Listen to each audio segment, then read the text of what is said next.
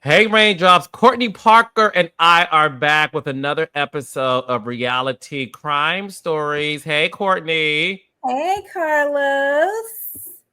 So, in this episode titled From Bar One to Federal Prison Blues, Courtney Parker and I are going to get into my friend Peter Thomas, formerly of the Real Housewives of Atlanta. As you all know him as a nightlife impresario, self proclaimed bar boss. Unfortunately, Peter recently turned himself in due to IRS crimes where he was found guilty. I'm sorry, I think he pled guilty He as pled we get guilty. into this, right? Um, and listen, it's very tough because I know him, but he is currently in prison. So, Courtney, let's just get into what is going on with Peter Thomas. He pled guilty to failing to pay over $2.5 million in payroll taxes to the Department of Justice, receipts showing employee withholdings allegedly redirected into luxury shopping and high rolling living.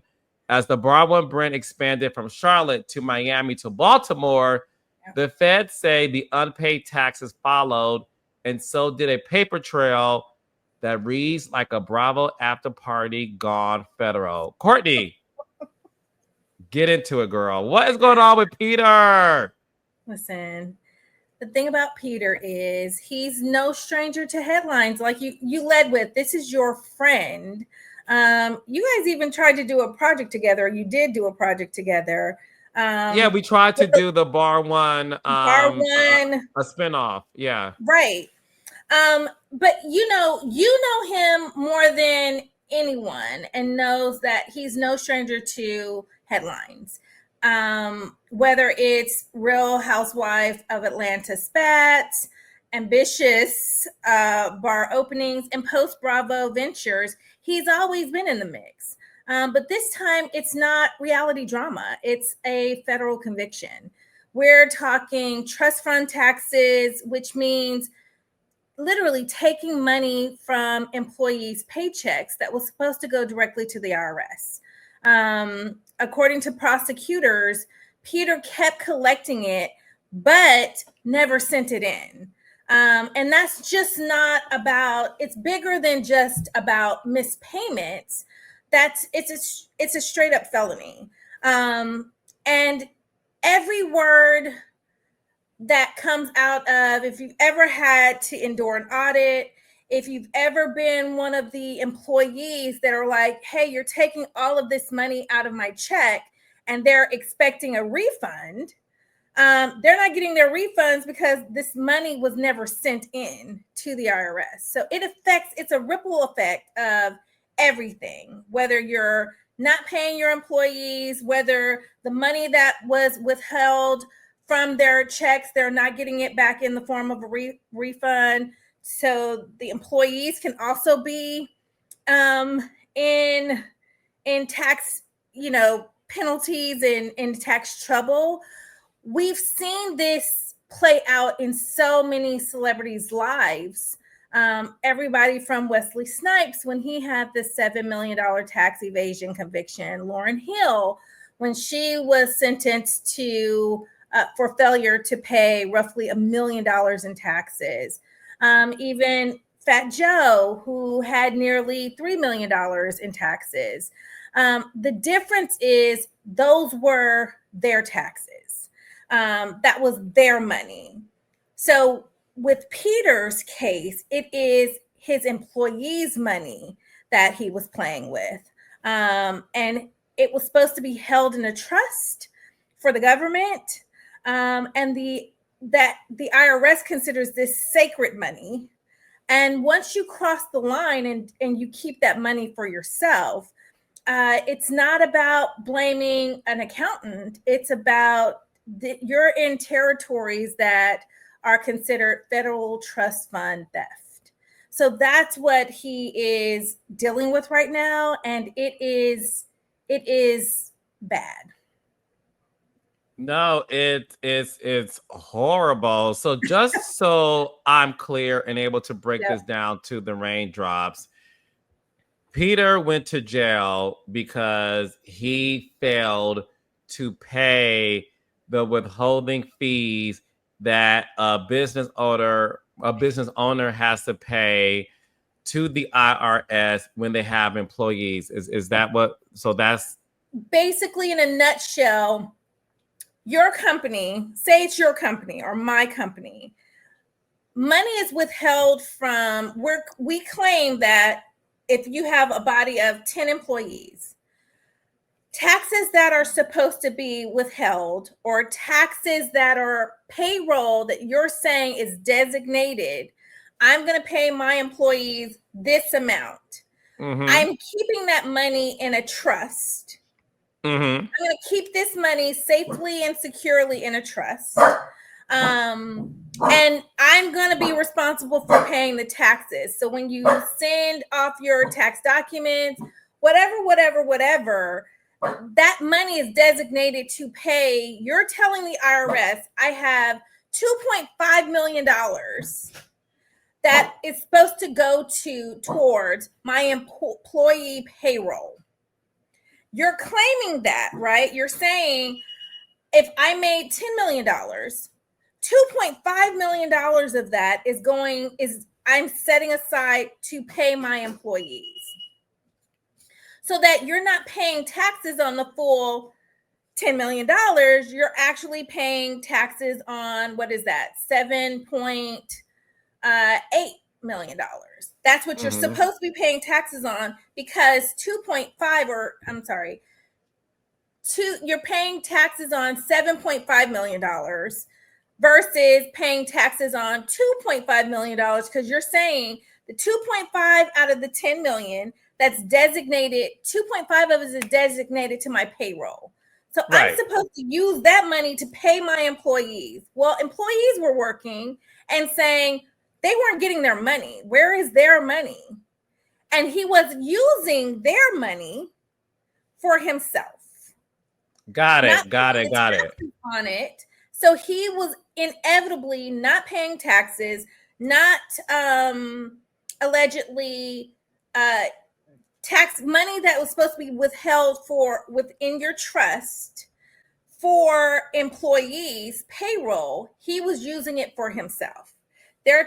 talking from, and when you have to turn in your accounting and how you spent this money, if you're allotting that, well, 2.5 went to payroll, and whistleblowers or employees are saying, you haven't paid me anything. I haven't gotten paid. You're opening up all these restaurants, but you're showing up with new Louis, new Gucci, new cars, new things with our money.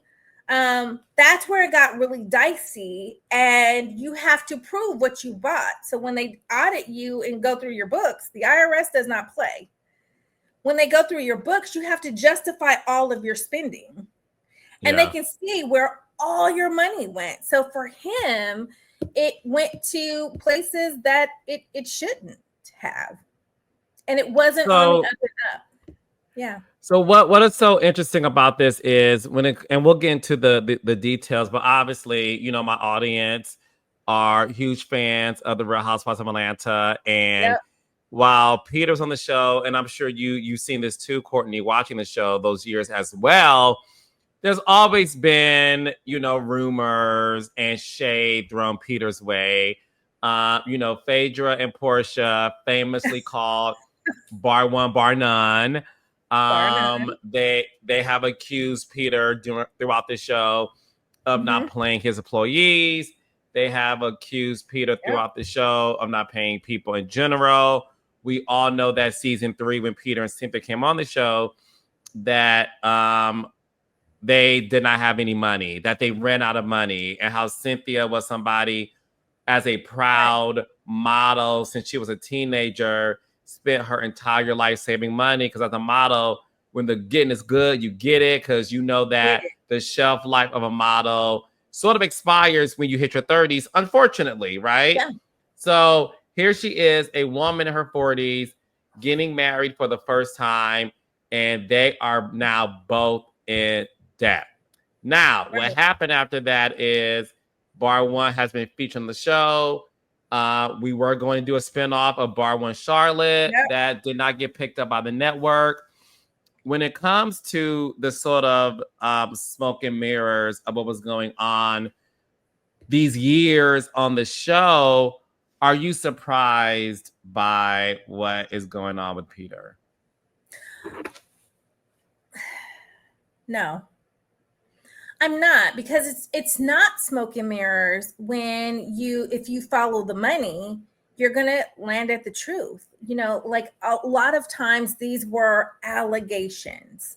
I do think though, when allegations turn into actuality, that's what we're dealing with here. And I've got to say this, like, Peter is always going to be connected in word and in breath to Real Housewives of Atlanta royalty Cynthia Bailey, who I absolutely admire in all of this, because when I say no other housewife that I know of would maintain such grace and poise, even though her name gets drugged in association with him. So just kudos to her for being nothing but quiet and gracious in all of this. Yeah. I know she's like, ooh, I dodged a bullet. She has not given any messy interviews. She has not posted anything cryptic. She is just book busy and minding her business. So I like that. But with him, we've seen it. We've seen what comes across sometimes as his arrogance, his boss moves, his for lack of a better word, his lack of knowledge when you're over your head trying to run these businesses. So I do believe where there was smoke, there was fire.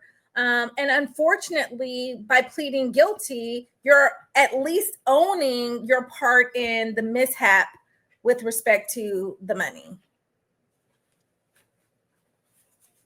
It's wild what's been going on. So I want to give the Raindrops a timeline of what's been happening. So these are all the allegations that we found based on just the public records of the court documents. So listen up, Raindrops. I'll just say allegedly for the sake of saying it. Allegedly, between the years of 2017 in 2023, Peter allegedly failed to pay over $2.5 million in payroll taxes. Yep. The Department of Justice outlines over $1.7 million from employee withholdings were diverted. Yep. On July 2nd of 2024, Peter did a guilty plea. Yep. December 19th of 2024 is when Peter was sentenced to 18 months plus 2 years supervised release plus $2.56 million in restitution. The court notes luxury spending and transfers. Yep. August 1st of 2025 is when Peter reported to Miami Federal Prison, to where he is currently serving his sentence. So, Courtney, this is interesting. So, he's been sentenced to 18 months in prison. He did plead guilty. Based on him pleading guilty, because we know that some people, we talked about the Chrisleys, who went to prison for the alleged accusation, I'm saying the alleged crime of withholding tax as well. I'm not sure it was payroll tax. I think it was just regular tax, but I'll have you explain that. Okay. Did Peter get, in your opinion, a lighter sentence because he did, after all, plead guilty, whereas the other aforementioned celebrities that we know from the Bravo world pled not guilty, and when they were found guilty, their sentence did seem harsher? Well, we're talking about, it's not tax evasion as much as fraud, tax fraud for Peter. What's the difference?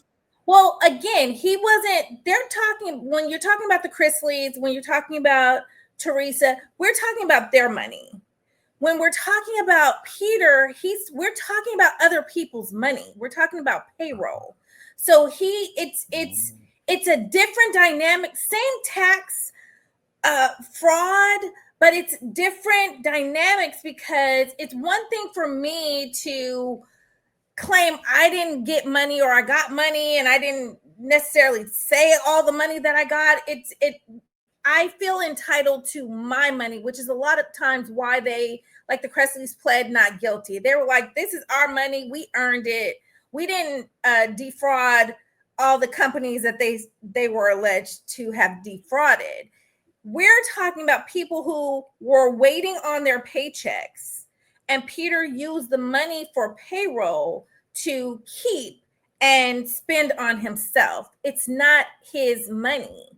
So, it belongs to your employees and the IRS. They're still on the hook it's a different kind of fraud. It's not just tax evasion, it's fraud. You use my money.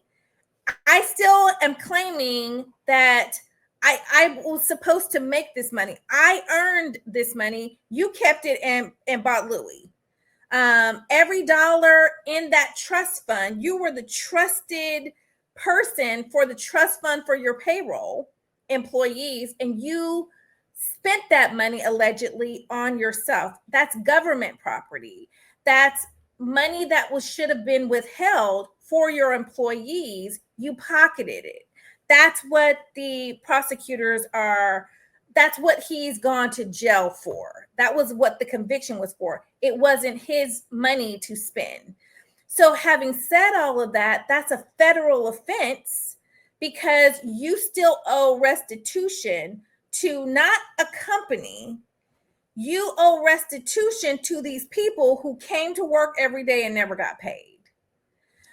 18 months is not a long time. So I wouldn't necessarily call it a light sentence, but because it's 18 months in federal prison. So I don't know that they're shaving down that time.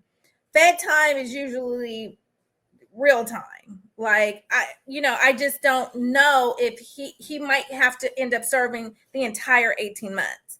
And then let's not forget that he got 18 months plus 2 years supervised, and he still has to figure out a way to pay back the $2.65 million, $2.52 million in restitution. So you've got 18 months in federal prison.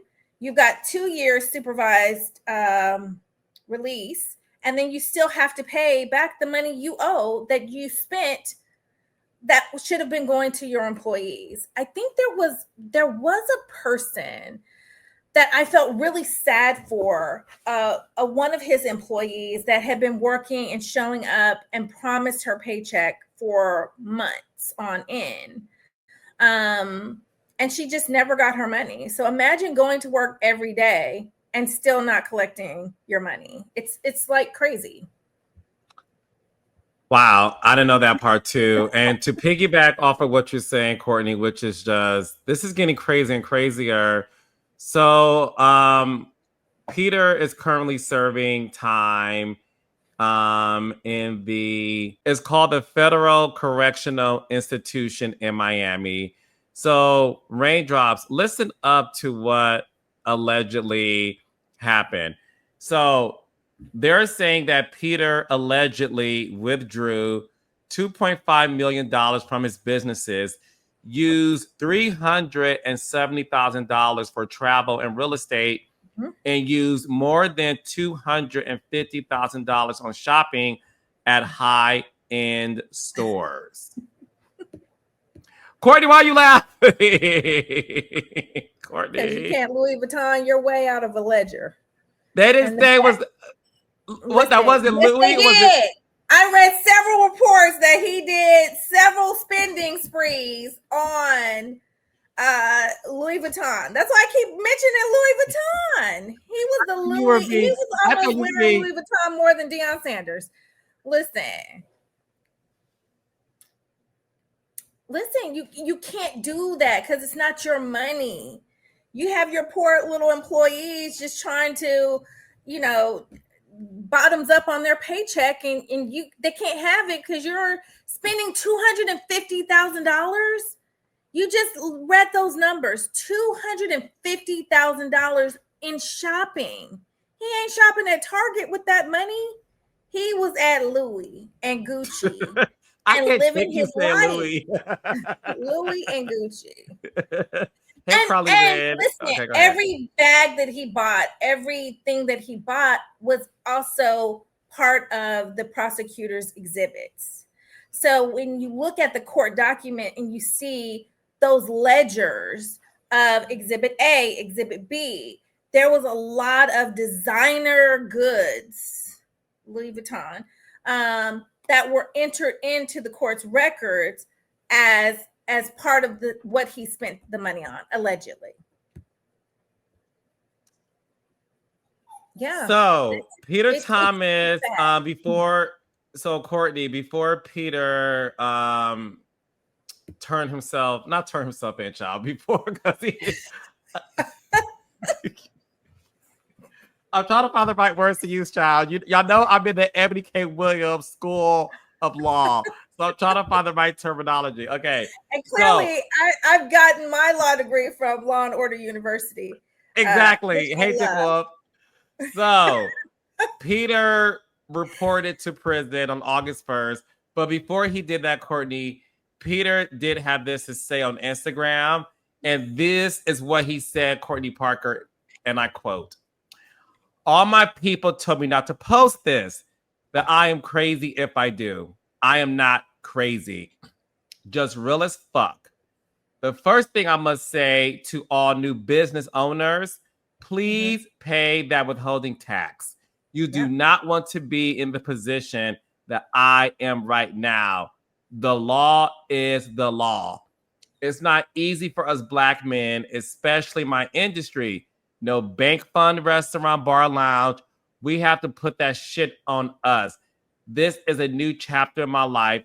It's called accountability and responsibility." He concluded, Courtney, by saying, "God bless. And by the way, I didn't just found God in my time of troubles. I was raised this way. Love, PT," which is Peter Thomas.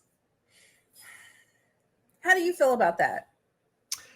I mean, look, I will say this. Obviously, I love Peter. I love Peter. Mm-hmm. I've known Peter for oh my gosh, 14 years. Yeah. Peter's a good guy. He's a great person. Now, with that being said, obviously Peter did something bad, and I'm not Right. here to dispute that. What Peter did is bad, right? Right. I do appreciate Peter holding himself accountable. Accountable. And look, now there are things within that quote, right, that I know a lot of people, rightfully so, would find hard to swallow, as he sort of, on one hand, he's saying he's taking accountability, but I could see how people may feel like he isn't by saying it's not easy for us Black men in our industry. And I want to go on record saying there's a lot of Black men who own companies that aren't paying their withholding taxes. There are tons of Black men in the industry who do hire accountants to figure Right. things out when it comes to the IRS. So I don't want to make this a race thing. I think Right. what Peter did is a Peter thing. And I say that to say Peter has been in the business for a very long time. And if the accusations are true that the money was spent on real estate, shopping, and etc., then you can't blame you being a Black man for that. And I love Peter, and I hope Peter did not mean it that way. I'm pretty sure when Peter watches this, he's going to call me, phone me, and cuss me out. Because that's what Peter does. And Peter, I love you. If I got it wrong, hit me up, brother. I love you. But listen, I think I will say this. He pled guilty. He did. And I will say, in Peter's defense, And I know good thing he's not tied to any Real Housewife now, because I always get on the hook for defending the Real Housewives' husbands. Um, what I believe he was trying to say, and I would agree with, it is harder for Black business owners to navigate through the red tape of the IRS. It really is. When you have a nightlife is a high cash flow, high turnover business. Add to that multiple locations, a mix of cash and credit transactions, and the temptation to borrow money from your business for your own personal use. If you have not taken business courses, if you're so busy making the money and then spending the money and not paying attention to the expansion and having bulletproof bookkeeping, business owners can get caught up. So I'm assuming because he did plead guilty and he just said within his own quote, he got caught up. I don't think he understood the extent of it. And I will say the IRS is 10 times harsher on businesses for minorities than they are on businesses that are not under that are not under a magnifying glass. Because Peter was who he was, attention was going to be on him. He's very outspoken. He's very charismatic, and he talks a lot of shit. Excuse my language. And so when you have those recipes, it could be a recipe for good, a success, or a recipe for disaster. And I think had it not been for people not getting paid and him not understanding that his livelihood and how flashy he was affecting somebody else's livelihood because they were the bartender or they were the waitress. I think because those and that's worlds fair.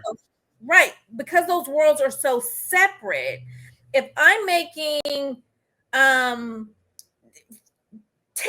an hour as a waitress and I'm banking on my tips and I'm getting my tips, but I'm not getting my payroll, my check, and I need my check, then I'm looking at Peter who's coming in with a new pair of Gucci or Louis Vuitton loafers, and I need my $10.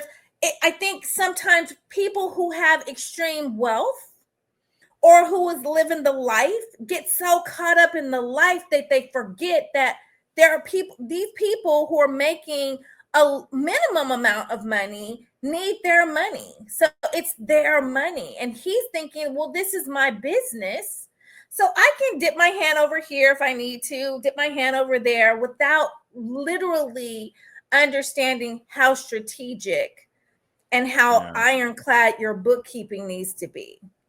And not probably wanting to be educated enough that you're trusting somebody else with your money. When we talk about the Wesley Snipes and the Lauryn Hills, people get taken advantage of by these accountants all day long. So when you start to step into a lane that you're not really well versed in, it becomes a very delicate but dangerous dance that you're doing when you're like, I think I can run my business, but I'm in over my head. Yeah. Listen, I'm with you when it comes to the employees making minimum wage and relying on their paycheck and not getting it. I'm with you on that one. And there's no excuse for that. If you are spending money buying these things, the real estate, the shopping, and your employees who are bartenders who oftentimes rely on tips, that's bad. It's like I said, it's bad. I don't think anybody's making an excuse for him. And listen, he clearly is not making an excuse for himself, right? Just you took the words out of my mouth. What I would like to get to, Courtney, is the fact that a lot of people assume that in these situations, once you serve your time, it's over. Explain to me how that may not always be the case, because when things fall under the guidelines of restitution, right? even when Peter serves his time, whether it's the full 18 months or he gets out a little bit earlier due to good Right. behavior, talk to me and explain to me in the raindrops, Courtney. When he gets out, there's still things he has to do Absolutely. He has that's to court make, ordered. right. He has to make whole the money.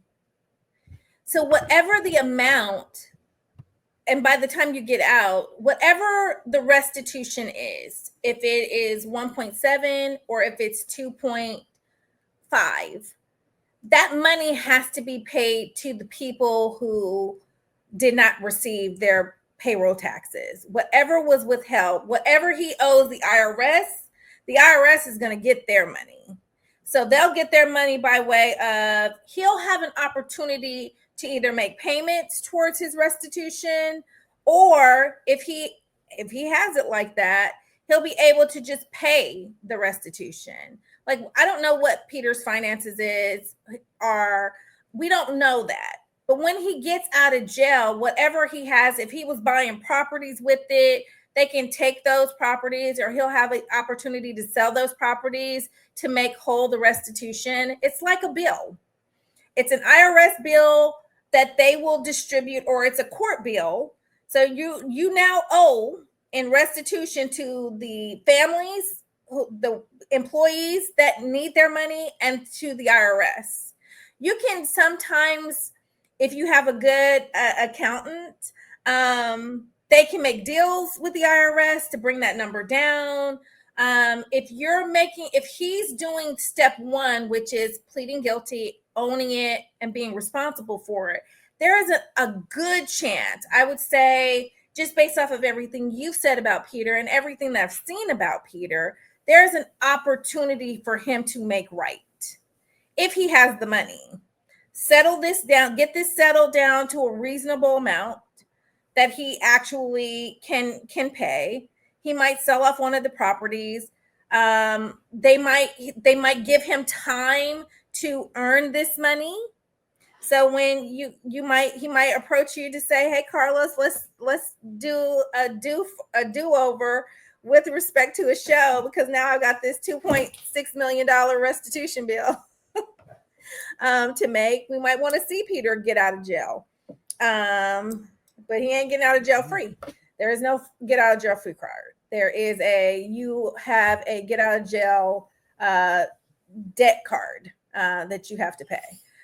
So all the money, whatever money he makes for the rest of his life, the moment he gets released, he must pay back this $2.5 million, and all his money will be garnished. Does it work that way? Absolutely, because it's the IRS.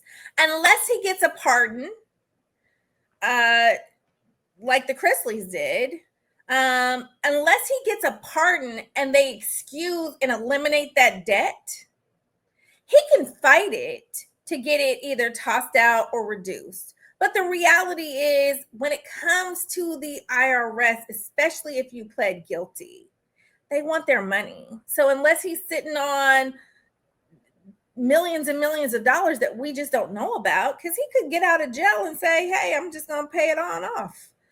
He could have it like that. I don't know. But if he did, here's the question. If he did, he would have already done it. So until that debt is paid, he's going to owe it. Because you have an opportunity before the crime is committed to make this right. So this is an expensive lesson for him in understanding. And that's what happened with Wesley Snipes. That's what happened with Lauryn Hill. Everyone learned the expensive lesson of trusting other people with their money and their taxes. And what he's learned is the IRS doesn't take IOUs, because he was playing around with what he thought he could use as his money, because it was his company, but it was entrusted to him to pay payroll taxes on behalf of his employees. Got it. So if you give Peter another spinoff show, he'll be able to wipe this debt clean, Carlos King. I mean, $2.5 million paying that back. That has to be like a Love Island type of show, baby. That has to be like the biggest show in the land. And you know the husbands don't get paid on Housewives. Yeah, that's a trade secret that I don't think most people know. Yeah, Yeah, it's the truth. get paid in All right, other. so listen, he is serving his time. He turned himself in August 1st, 2 weeks ago. Courtney, what word of advice do you have to business owners so that they won't end up in this same fate? I would say don't borrow money you can't pay back, and never borrow from Uncle Sam. He doesn't forget, and he definitely does not forgive. And hire That's good yourself a advice. No, because it's a double entendre of the whole like right. forgiving death and like and forgiving the. I, No, I saw doesn't what you did there, okay, Courtney. okay. I got my little Kendrick Lamar on. Oh my So I'm SZA. Got it. Okay, work. But no, in all truth, like don't borrow money. Going into business, I would always also suggest it's okay to start small and stay small until you have some real understanding. I think where Peter started to get in trouble was some people get a garner of success and then they want to expand and expand and expand. Like you're a business owner, you literally grew Kingdom Reign morsel by morsel by morsel until it becomes this wonderful cookie. I think when you sometimes step out of the realm of what you actually know, it's hard to be the face of something too. Like Peter was the face, he was trying to function it. It's just stay in your lane sometimes and understand that. Get you somebody that knows about money as you grow. It's all a gamble, but it's worth it to either take you some classes so that you can understand basic bookkeeping, keep your eye on it, but let somebody else who is in that lane, who has successfully been in charge of money for other businesses, handle it so that you can be unapologetically you. And there you have it. So in closing, that's the real reality where the bar taps close, but the consequences stay open. All right, Courtney Parker. That was a bar, Carlos King. Carlos Minaj is what I go by. I am the son of Nikki. Nikki said, all of y'all my sons. And I say, yes, mother. But Courtney Parker, thank you for another one. I'll see you back next week for an all new episode of RealiTEA Crime Stories, where we will dive into another case that we will put to rest. That is awesome. You're on a roll. Go to Vegas, man. I'm going to go to Gag City. All right. Thank you, Rachel. I'll see you in the next one. Love you guys.